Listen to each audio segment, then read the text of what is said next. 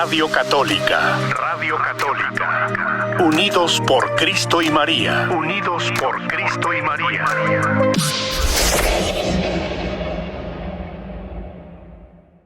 Gracias, Padre, por estar con nosotros. Muchas gracias, mi querida Juanita. Me da gusto estar con ustedes. Y ahora sí, no tener que competir con la música, porque Sí. cantar ahí no se puede comer pinole y tocar las campanas, no. Eso. No se puede chiflar mientras vas en la procesión. Sí. Fíjate, mi querida Juanita, ya sabe lo que estamos celebrando el día de hoy, ¿verdad? Bueno, estamos celebrando estaba viendo aquí a San Felipe y Santiago. Felipe y Santiago, está bueno. Sí, sí. Pero fíjate que como somos mexicanos, Sí. celebramos la Santa Cruz, Señor. Ah, sí, sí, también. También, y luego estaba mirando, y luego estaba viendo también la biografía de los santos San Timoteo y Maura. Oiga, estaba mirando qué fuerte fue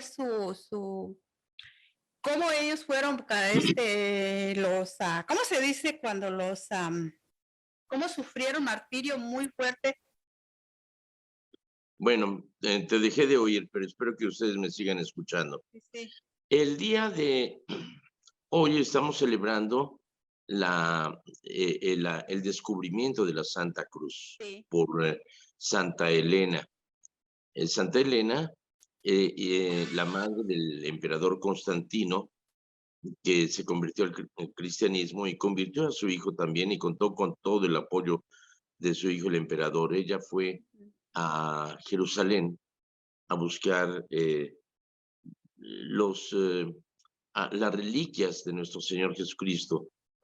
Y en ello le pidió permiso a su hijo Constantino que destruir el templo que se había dedicado a uno de los ídolos paganos de Roma y que se edificó justamente en el Monte Calvario, porque en el año 76, del 70 al 76, Dioceliano destruyó Roma, destruyó Jerusalén, el templo de Jerusalén y todos los centros que hubiera significado religioso para los judíos, y entre ellos los cristianos se reunían ahí en el Monte Calvario.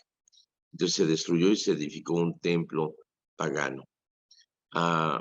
Constantino le autorizó y ella buscó precisamente la cruz de Cristo.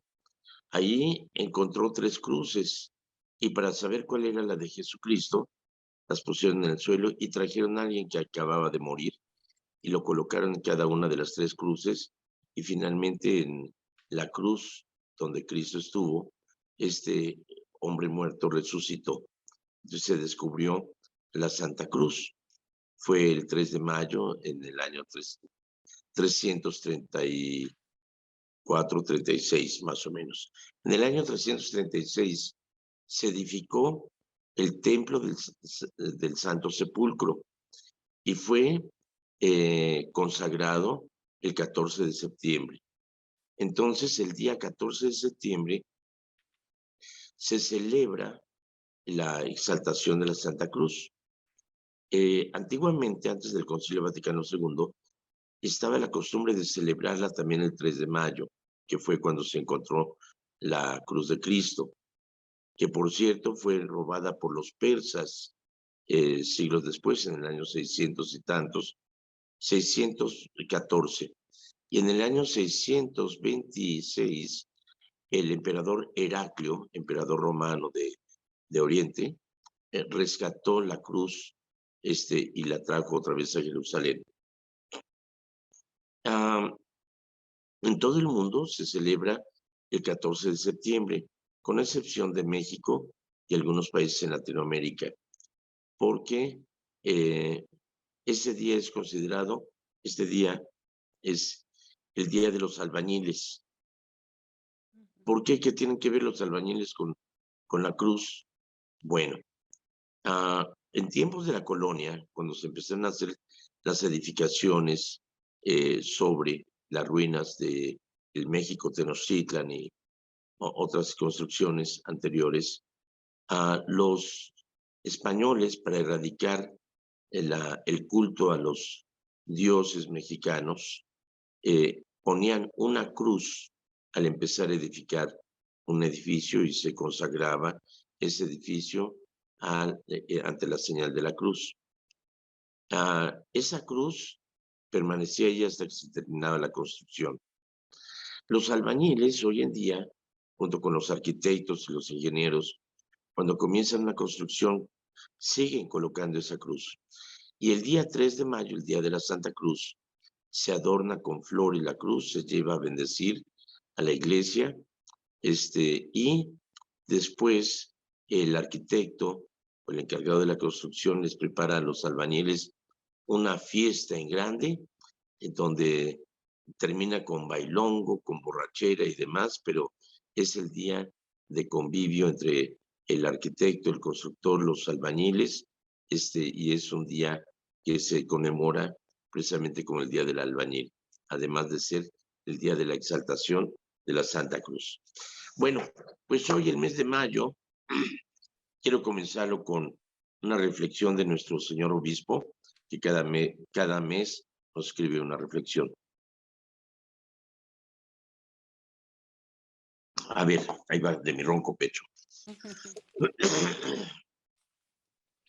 Queridos hermanos y hermanas en Cristo, al encontrarnos inmediatamente después de la reciente consagración de Rusia y Ucrania al Inmaculado Corazón de María, se nos recuerda que mayo está dedicado a Nuestra Señora como nuestra Santísima Madre.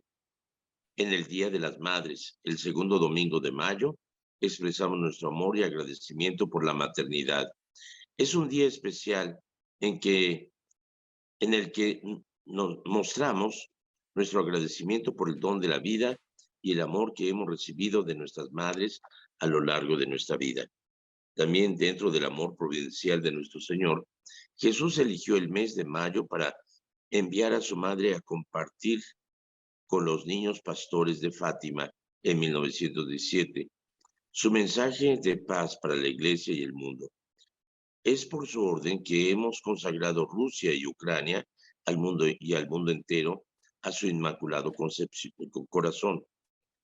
El deseo del Papa Francisco de que la Iglesia se una a él en esta consagración no debe ser visto únicamente como un gesto piadoso que pronto será olvidado. Estamos llamados a seguir cumpliendo la petición de Nuestra Señora de rezar el rosario por la paz y por la conversión de los pecadores. Nuestra Madre Celestial, Nuestra Señora del Rosario, enfatiza la importancia de rezar el rosario diariamente y comprometerse con devoción del primer sábado, su Inmaculado Corazón. Su instrucción no fue solo consagrar Rusia a su Inmaculado Corazón, sino también comprometer nuestros corazones en esta devoción especial a su corazón materno. Ella aseguró a los niños pastores y nos asegura que si eso se practicaba, habría paz y al final su Inmaculado Corazón triunfará. Comprometámonos al deseo de nuestra Santísima Madre, el remedio celestial de Dios, que ella proclamó a los niños de Fátima. Tomemos el rosario durante este mes de mayo. Como familia, asegúrense de establecer un espacio especial de corazón en el hogar, dentro de la iglesia doméstica, y recen el rosario juntos durante este mes de mayo, ya sea en el hogar o dentro de las clases de formación de la fe. Debemos enseñar a nuestros hijos familiarizarse con el rosario y convertirse en discípulos del rosario. Desafío a todos durante el mes de mayo a familiarizarse con el mensaje de Fátima y las 6 apariciones de Nuestra Señora. Permita que el mensaje sirva como un medio para catequizar a la familia, la enseñanza de la Trinidad, la Eucaristía y el Evangelio, cielo, purgatorio o infierno, la moral y las virtudes, y el poder de oración y la penitencia abarca todo en esta escuela de María. Si ustedes como individuos o como familia buscan ser evangelizados, y desean formarse de nuevo en la fe, no busque más que el mensaje evangélico de Fátima. El mensaje de Fátima puede jugar un papel clave en abrir la puerta de la nueva evangelización y la catequesis familiar.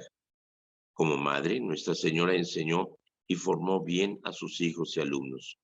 Lucía, Jacinta y Francisco, a través de los dones de la gracia y la misericordia, llegaron a conocer las profundidades de los misterios de la fe. Nosotros también podemos. Señor Jesús, te damos gracias por tu Madre María y te pedimos que bendigas a todas las madres, especialmente a las que nos han precedido, que conozcan tu amor y misericordia. Inmaculado Corazón de María, ruega por nosotros. Nuestra Señora del Rosario de Fátima, ruega por nosotros. Nuestra Señora Madre de la Iglesia, ruega por nosotros.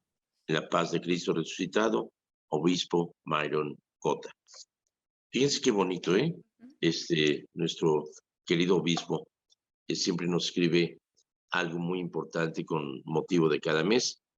Y hoy escuché en las noticias que el Papa Francisco está dispuesto a ir a Ucrania a platicar con Putin. Ojalá que se logre realmente un diálogo para que se establezca la paz. Ojalá que sea el Papa, el representante de Cristo, el pontífice, el que heredó de San Pedro en las llaves del reino. Ojalá que logre lo que muchos no han logrado. Ojalá que sea un elemento para tocar el corazón de Putin. Y hablando de Putin, ayer vi una entrevista de Jordi Rosado, que salía con Adal Ramones, y se le hizo al expresidente Vicente Fox, en el rancho de Fox. Oye, me cayó muy bien. Y estuvieron platicando coloquialmente. Pueden verlo ustedes en YouTube. Busquen entrevista al presidente Vicente Fox por Jordi Rosado. Está excelente. Es ahí en el rancho, habla de cómo es la vida dentro de la presidencia, cómo fue su presidencia. Habla de sus encuentros con algunos personajes. Le preguntó Jordi, ¿y de qué hablan una vez que llegan, que lo recibes en el avión, que han bajado del avión y van caminando hacia las oficinas? ¿De qué van platicando? De cervezas, de bebidas, de muchachas y cualquier cosa. Y cuando se ponen a platicar, y estamos cotorreando de diferentes cosas. El comunicado de prensa ya está hecho desde antes de que llegue. Todo eso se discute y se arregla anteriormente, se negocia. Entonces ahí es solamente dar énfasis de que se hizo la plática, pero eso ya lo habíamos platicado. Así que básicamente platicamos de cualquier cosa. Y platicó su experiencia cuando fue a Ucrania, cuando fue a Rusia, junto con su esposa, que tuvieron el privilegio, que no a cualquiera se lo dan, de quedarse en el Kremlin. Dice, el Kremlin es un palacio. No, hombre, Versalles se queda corto. Es un palacio de todo lujo.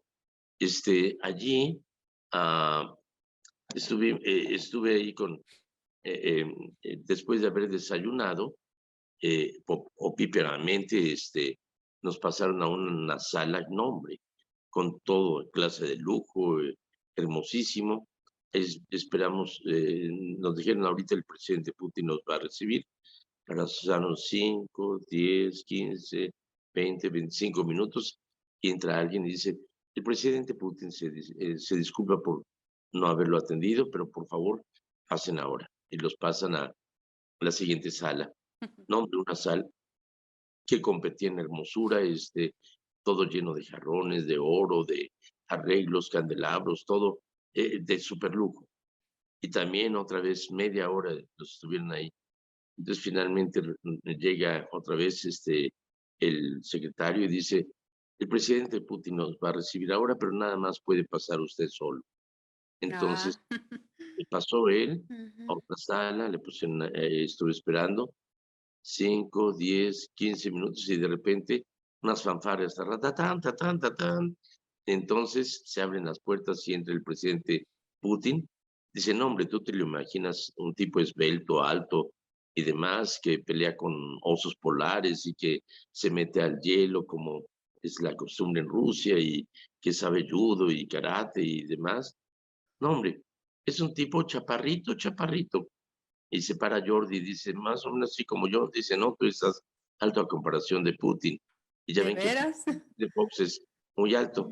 Dice, entonces cuando se acercó, dice, lo saludé así, Ujú. señor presidente Putin, ¿cómo está? Dice, con eso Ah, me quité de todo el ajá. tiempo que me hizo esperar. ¿De veras? Acercándose así lo saludó. Mm, Esa muy interesante.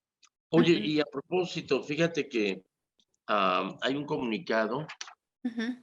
de que hay un sacerdote que viene de otro país que planea hacer bautismos y primeras comuniones y confirmación en el área de Turlock, en alguna casa. Por favor, les advertimos, ningún sacramento se celebra en casas particulares o en parques o demás, si no es previa aprobación del obispo, pero normalmente todos los sacramentos se celebran en la iglesia. Así que este padrecito, supuesto padrecito, que viene de otro país, es falso y por lo tanto esos sacramentos no tienen validez. Así que, no, pero es que no tenemos que ir a pláticas ni tienen que ir al catecismo, pues con mayor razón, porque no se puede dar un sacramento si no hay una previa preparación y educación. E- es- eh, pero eso se arregla con una corta feria que nos piden, sí les cobra mucho, pero no sirve de nada, no tiene ninguna validez ante la Iglesia Católica Apostólica y Romana. También si van a Las Vegas con el padre Adam Cotas, a la Iglesia Nacional Católica Polaca, no, no funciona. El padre Cotas es muy simpático, sí, es muy simpático, me cae muy bien, Ujú. pero ya no es sacerdote católico apostólico romano. Pero celebra la misa igual y todo. Sí, pero no, no es la Iglesia Católica Apostólica Romana. Él se salió de la comunión de la Iglesia, por lo tanto, él mismo se excomulgó. Y por lo tanto, quienes lo siguen y que siguen fervientemente su religión están excomulgándose o se están apartando de la comunión de la Iglesia. Entonces, no sigan a falsos pastores o lobos que se visten con piel de oveja, que solamente confunden y dispersan. Jesucristo dice, yo soy el buen pastor, conozco mis ovejas y ellas me conocen a mí. Así que por favor, no por el interés de que con una corta feria ya nos arreglamos y nos evitamos tener que mandar a los niños al catecismo y demás, no caigan en errores, ¿ok? Está bueno.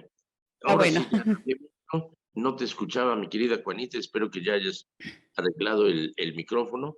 Y ahora sí, cuéntame, mi querida amiga, ¿qué preguntas, chismes, comentarios, aclaraciones, dudas, inquietudes, quejas o qué sé yo tenemos el día de hoy? Bueno, empezamos con la primera pregunta, padre, de aquí en los comentarios. Pedro Itoña le dice, buenas tardes, el día de ayer le preguntaba su opinión de las Biblias que, a ver, dice, de que nos encontramos en casi todos los hoteles y también preguntarle qué podemos hacer para que la celebración del Pentecostés no pase desapercibida. Muchos no saben que es una celebración tan importante. Gracias. Muchísimas gracias, Pedro y Toña. Es siempre muy interesantes sus preguntas. Fíjate que había un hombre que andaba muy deprimido, muy triste, y llegó a un hotel, él tenía pensamientos suicidas y resulta que ahí en el hotel se encontró con una Biblia que a alguien se le había olvidado y se puso a leerla y encontró una respuesta en su vivir y cambió su vida completamente. Y con tanto agradecimiento que dijo, voy a hacer que en todo el mundo haya Biblias en todos los hoteles. Y esto lo logró. Formó una sociedad no lucrativa que se llaman Gideons, los Gideones. Y ellos se han dedicado a entregar una Biblia en cada hotel, que si quieres y si te hace falta, puedes llevártela. Es algo muy bonito, es algo hermoso porque esto ha salvado vidas. Les recomiendo que vean en YouTube el testimonio de Teo González, el comediante de La Colita de Caballo. Muy interesante, muy padre, porque pues los artistas siempre trabajan mucho, se desvelan, andan en giras y de repente pues ellos tienen que salir a sonreír aunque por dentro estén llorando, siempre pasan situaciones difíciles. Él dice que estaba en una situación tan mal, que él era católico, como muchos católicos que porque se bautizaron, porque van a misa de vez en cuando y demás, pero que en ese momento estaba muy deprimido, se sentía muy solo, muy cansado, y se encontró con una Biblia. Entonces la abrió hacia el azar y se encontró con los Hechos de los Apóstoles, que decía, a ti, mi querido Teófilo, dice, ah, caray, tu nombre es Teófilo González, Teo González. Dice, esto me está hablando a mí. Dice, es mucha casualidad.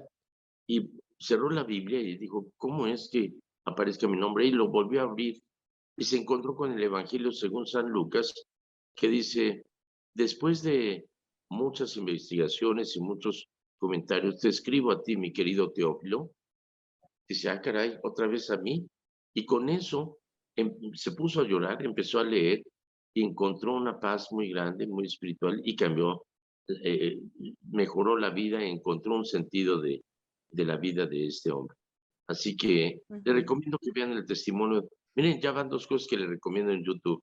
Entrevista al presidente Vicente Fox por Jordi Rosado y la otra es el testimonio, busquen así, testimonio de Teo González. ¿Ok? Les va a encantar.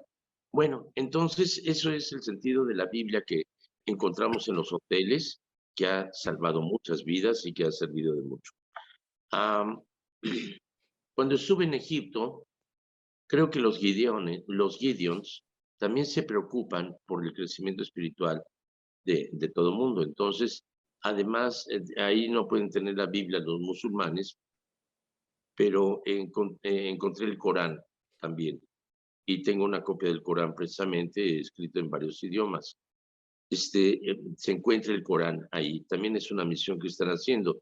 Es decir, de alguna manera es buscar al mismo Dios, encontrar a Dios.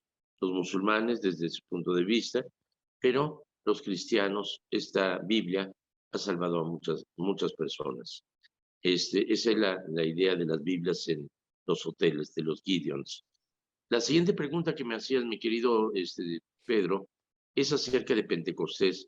Fíjate que es una fiesta muy importante. Recordemos que la fiesta principal y más importante de todo el año es Cristo resucitado, la Pascua. Y durante 40 días estuvo Jesús con sus discípulos, dándoles a entender lo que no habían entendido antes de su crucifixión y antes de su resurrección. Y a los 40 días ascendió a los cielos. Les dijo, pero no los dejo solos. Les voy a enviar al Espíritu Consolador. Él les dará a entender todo lo que les he enseñado. 10 días después era una fiesta dominical que se recuerda el Pentecostés. O sea, Penta es de 5, Pentecostés. Eran 50 días después de que el pueblo de Israel había celebrado la Pascua, el paso del Señor por Israel, por el pueblo hebreo, que los había liberado de Egipto, y recordaban precisamente que después de esa Pascua ya en la tierra prometida, pudieron comer de los frutos de esa tierra. Entonces era conocida como la fiesta de los frutos. Y era una fiesta muy importante en Israel, tanto así que venía gente, judíos, que venían de diferentes lugares, tan lejos como Capadocia, Macedonia, Grecia, Egipto, de todas partes. O sea que los que llegaban ahí tenían su propio idioma de origen. En ese día están los discípulos ahí en el lugar de la última cena, reunidos a puerta cerrada. Todavía son esa bola de miedosos que tienen miedo de que lleguen los de la migra y los soldados que los arresten y demás. María Santísima, como estaba viviendo ya con el apóstol Juan, también está presente con los apóstoles. María es madre de los apóstoles. Y entonces, de repente se oye un estruendo fortísimo, se abren las ventanas, las puertas, y entran unas ráfagas de fuego en forma de lenguas que se posan sobre cada uno de los apóstoles, y estos ignorantes, porque eran gente sencilla, pescadores, eran gente del pueblo, no tenían una preparación grande. Estos cobardes que estaban encerrados con miedo, estos tímidos, salen a hablar a la gente que fueron a ver dónde fue ese estruendo. Dijeron, es un acto terrorista o algo. No, todavía no hay de esos. Fueron a ver y se encontraron con estos apóstoles que les empezaron a hablar y cada quien los entendía en su propio idioma. Ese es el verdadero don de lenguas. Y eso les sorprende a todos. Y dicen, ¿qué no son estos pescadores y no son estos todos hebreos? ¿De dónde sacan tanta sabiduría? O sea, este es el nacimiento propiamente de la iglesia. La iglesia con su carácter misionero universal. Si Jesucristo antes de ascender a los cielos les dio instrucciones a los apóstoles, vayan por el mundo y prediquen la buena nueva y enséñenles a guardar lo que yo les he mandado y bautícenlos en el nombre del Padre y del Hijo y del Espíritu Santo. El que crea y sea bautizado se salvará. El que se resista a creer se pone en camino de perdición. Entonces, es una buena nueva. La iglesia misionera sale al mundo y empieza la predicación en todos los lugares del mundo y hablando en el idioma de cada lugar. Eso es lo maravilloso. Y es el verdadero don de lenguas, y esa es la característica de la iglesia. El don de lenguas es hablar de tal manera que se te pueda entender, no que eso no se te entienda, porque emitir sonidos sin ton ni son no es don de lenguas, es una manifestación de histeria que se llama glosolalia y que San Pablo reprende, que dice, ni crean que me apantallan, yo hablo más lenguas que ustedes, pero no ando de presumido. Así que no se trata de confundir, sino de edificar. Más tarde San Agustín diría, la iglesia ya no habla el don de lenguas porque la iglesia habla todas las lenguas. Entonces, lo importante es hablar de tal manera que se te pueda entender claramente. Y ese es el don de lenguas.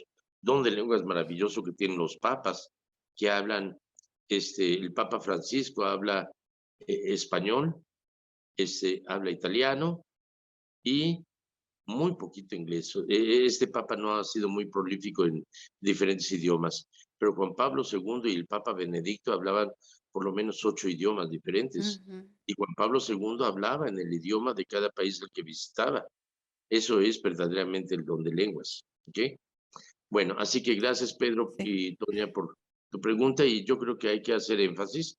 De hecho, es el tiempo en que se hacen retiros espirituales, preparándonos para esa Pentecostés. Yo lo hago en la parroquia, tanto en inglés como en español, y también hago tiempo para un acto penitencial, preparándonos a esta fiesta de la iglesia, el nacimiento de la iglesia, el recibir el Espíritu Santo. ¿Ok? Bueno, muchas gracias, Padre, por todas estas respuestas que nos traen, ¿verdad? Muchísima enseñanza. Vamos con la siguiente pregunta. Una señora pregunta sobre su hija que tiene su novio, pero que este novio tiene muchos problemas con su hija y cada que quiere la deja y cada que quiere regresa y ella pregunta que si eso es normal o es algo que de repente ella pensó algo que les estén haciendo como un daño. Pues si te está haciendo daño regresar con ese chamaco, no seas mensa. Oye, no se trata de tómame o déjame. No, no se trata de cada vez que quiera. Si eso se manifiesta en un noviazgo, imagínate cómo va a ser el matrimonio. Así que no te hagas taruga, hombre. Ya, déjalo. Te mereces que te traten bien, que te quieran y que te traten. No se trata de forzar una relación. Una cosa es que se caigan bien, que se tengan cariño, pero como buenos amiguitos, así de lejecitos, manita sudada y ojo vidrioso. Pero alguien que se molesta contigo, a lo mejor tú no eres una blanca palomita, mi querida amiga.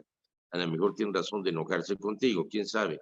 Pero yo creo que es motivo para meditar y para pensar en tu carácter o el carácter de él.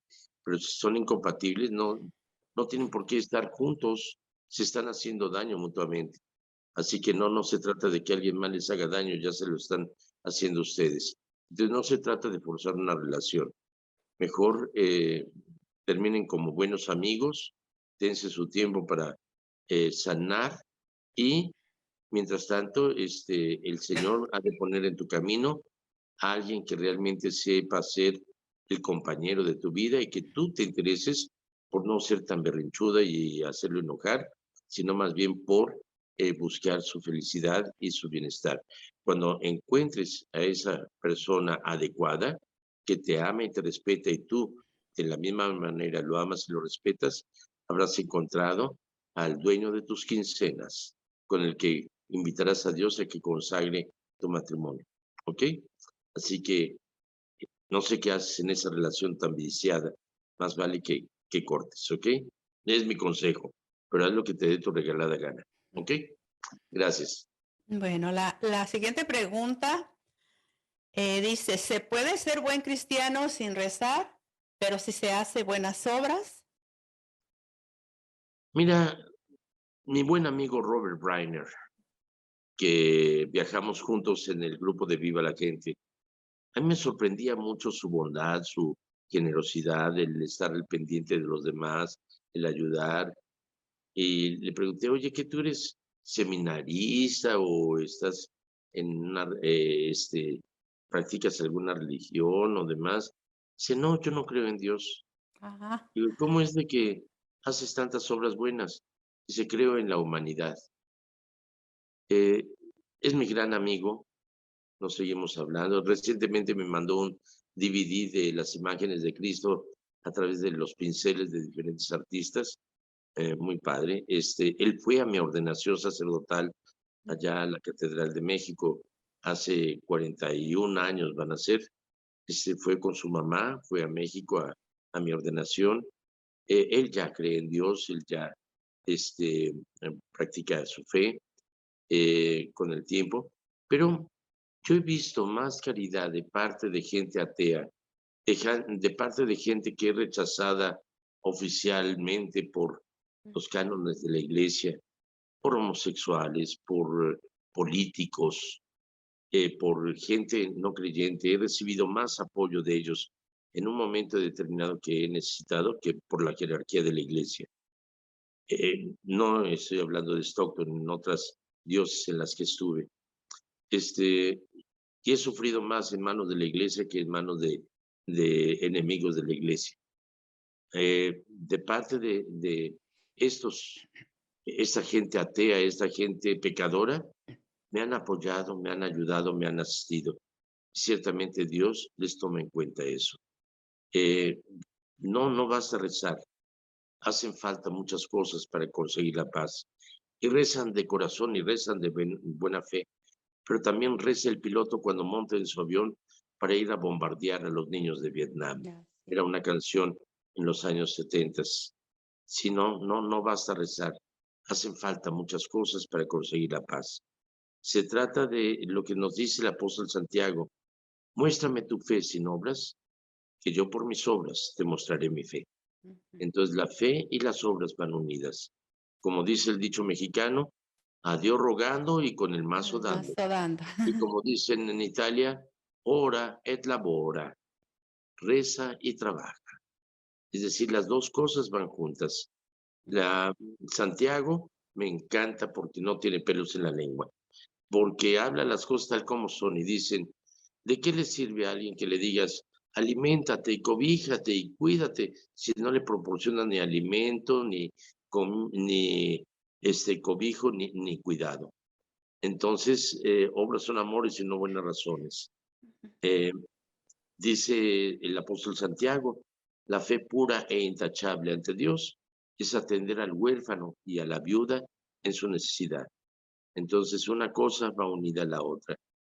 Pero qué bueno que haya gente misericordiosa y bondadosa, aunque no sabe que cree en Dios. ¿Ok? Muy bien, padre. Pues a la siguiente pregunta, si les puede extender cuando se rezan las laudes y sobre cuando dice salmodia o salterio. Sí, el salterio es el rezo de los salmos. Y, es decir, el salterio es el contenido de los salmos. Y la salmodia se reza en dos grupos. Normalmente cuando rezamos el oficio en la liturgia de las horas, en comunidad, se divide en dos grupos, es decir, las bancas, las de la derecha y las de la izquierda.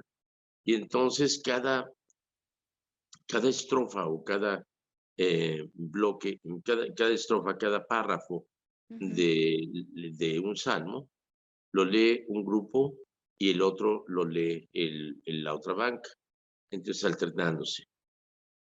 Eso es la salmodia, el rezarlo no en coro al mismo tiempo, sino más bien por dos filas o dos grupos, y sí se responden unos y otros. Okay. Bueno, muchas gracias. Bueno, yo creo que por aquí en los comentarios, Ceci Gutiérrez le envía saludos, dice son de grande bendición para nosotros. Y también nos menciona, dice que al igual, es retomando, ¿verdad? Lo que estaba hablando del sacerdote que se escucha que va a venir. Dice que al igual, dice aquí en Modesto hace 2 semanas vino según un sacerdote de Fresno, hizo bautismos y más. Y sí dice que la ignorancia, ¿verdad? Nosotros los católicos saben que eso no es correcto, ¿verdad? Y también por aquí está Margarita Rodríguez de Mercado, le saluda, le dice hola, Padre Jorge. Dice, yo vivo en Turlock, si nos puede dar el nombre del sacerdote, por favor. Fíjate que no dan el nombre del sacerdote, dice el comunicado, está en inglés, dice, hemos sido informados que un sacerdote de otro país planea realizar varios sacramentos de primera comunión en la casa de alguna persona en el área de Turlock. Esto es para avisar que la política de la diócesis de Stockton, en lo que se refiere a los ministerios y sacramentos como el bautismo, la primera comunión y la confirmación, esos sacramentos deben de ser solamente hechos por un sacerdote ordenado